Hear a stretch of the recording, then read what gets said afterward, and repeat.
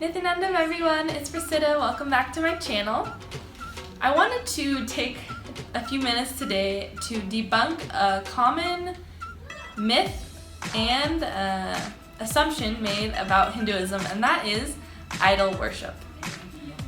Why is it that so many people love to throw this around, that we worship idols, that Hindus worship idols, that other Eastern religions are idol-based worship?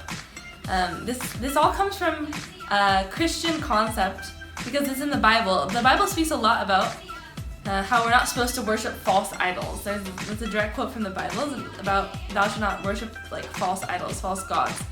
And I think that this has gone to such a level of discrimination because Western religions are looking at Eastern religion and saying, or Westerners in general, I should say, not just people that are religious, and saying that somehow because they don't at all understand the concept of deities, and they look at them and say, what are those? They're just worshiping those statues. But there's a complete misunderstanding of the entire context of what deities are in Hinduism. So I'll just explain briefly in that deities are not idols. We don't use that word. It's extremely discriminatory and inaccurate. They're called deities, and deities exist because they are a physical form that we can worship the divine indirectly.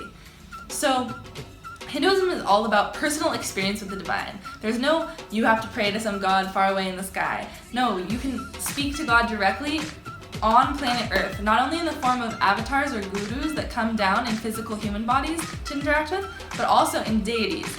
And when deities are initiated by an enlightened being, this is when they become alive. We actually believe and experience that these deities, these statues you see of the gods or the goddesses, they are not just stone. When an enlightened being does prana pratishta to them, which is breathing life into them, it literally means, they can initiate the deity to hold this space of the cosmic energy of that specific god or goddess. So they literally are breathing life into them. These deities become alive. And this isn't an exaggeration. I've had so many experiences where I have actually interacted with the deity and I've seen it breathe, I've seen it move, crazy things, which of course from our US perspective or anything sounds crazy for a statue to do, but see, they're not. They're alive, living beings.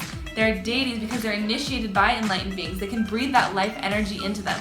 This is a thousands and thousands of year old practice that has been passed down through Hinduism of prana pratishta, this breathing of life into the stone or the wood or whatever the deity is crafted out of. And there's a whole science behind every dimension of every deity. So the exact dimensions of the face, the hands, the body position, the items that the deity is holding, the god or goddess is holding, is all extremely precisely written about in the Vedas and Agamas, as each finger is 4 centimeters long, and this finger has to be just slightly 0.5 centimeters above this finger. Like, everything is to a T because it is a crafted science that has been passed down through this Sanatana Hindu Dharma.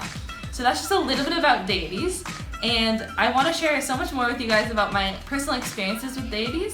As I said, I've had some stories you would call a miracle of interactions with deities being alive in my presence, and I just wanted to share and debunk this idea of idol worship. Idol worship is not Hinduism. It is extremely discriminatory to call that Hinduism praying and worshiping deities as idol worship. This is completely false and a complete misconception. So thank you guys so much for listening, and I'll expand on this in further videos. Please let me know your comments and questions and I'll get back to you. Nityananda.